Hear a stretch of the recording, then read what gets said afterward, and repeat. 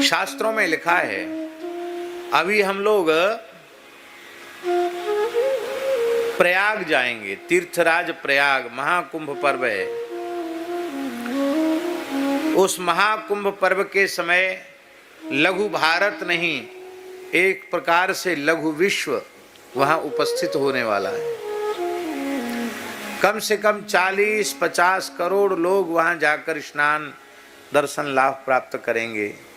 पूरे देश के साधु संत मठ मंदिर अखाड़े सब वहां पहुंच रहे हैं। बड़ी जोर की तैयारी हो रही है। और बहुत से लोग तो कुंभ पर स्नान करने जाते हैं ना, तो सोचते हैं कि जैसे संक्रांति का स्नान है तो संक्रांति के एक दिन पहले पहुंच जाएंगे, फिर पहुंच जाएंगे। अब वहाँ भीड़ ज़्यादा हो गई, तो भीड़ का वो है ना, कैपेसिटी कितनी है, सामर्थ्य कितनी है हटने की।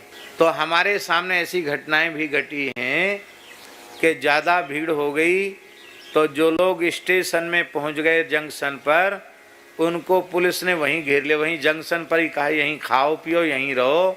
और फिर वापसी उनकी टिकट थी, ध्यान से सुने, तो वहीं जंक्शन पे रहे आए, वहीं खाए पिए, वापसी टिकट थी, फिर बैठ के।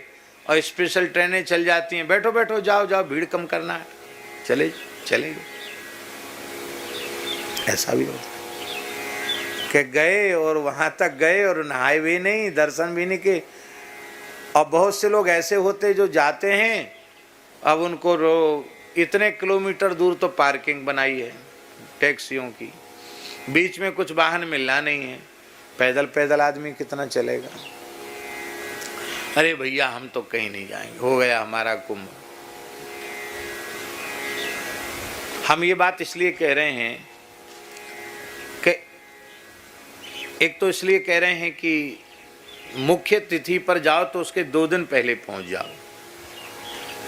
और अब तो बड़ी व्यवस्थाएं, सब कुछ संभव है।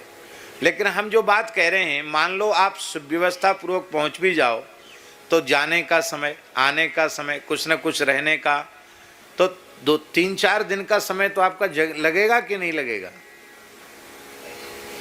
समय भी लगेगा, श्रम भी होगा, धन का व्यय भी होगा। होगा कि नहीं होगा। यहाँ पंखा चला रहे हो, वहाँ कंबल रजाई से भी हु करना पड़ेगा, वहाँ इतनी ठंड है वहाँ।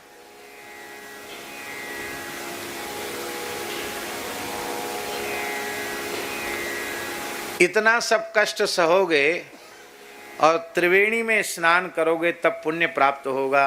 अब हम जो बात कह रहे हैं, आर्ष वचन, भगवान व्यास कह रहे हैं, गो माता के पीछे पीछे चलकर जो गो गाय के खुरों से उड़ी हुई रज, वो जब किसी व्यक्ति के ऊपर पड़ती है तो उसे त्रिवेणी स्नान का पुण्य प्राप्त हो जाता, कुंभ स्नान का पुण्य प्राप्त हो जाता। अब ले साहब,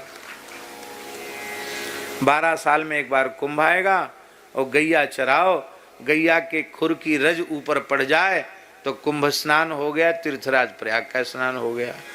2 पैसा भी खर्च नहीं हुए। इतनी महिमा है गौ सेवा की। और समस्या तो यही है, क्लिष्ट साधन ही लोगों को लगता है कि हाँ हमने कुछ किया, हमें कुछ पुण्य मिला।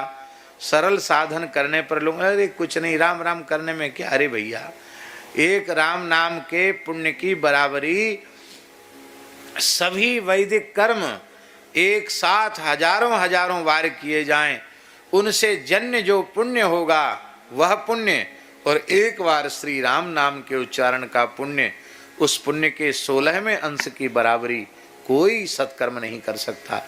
पर इस नाम में प्रीति किसको है, नाम में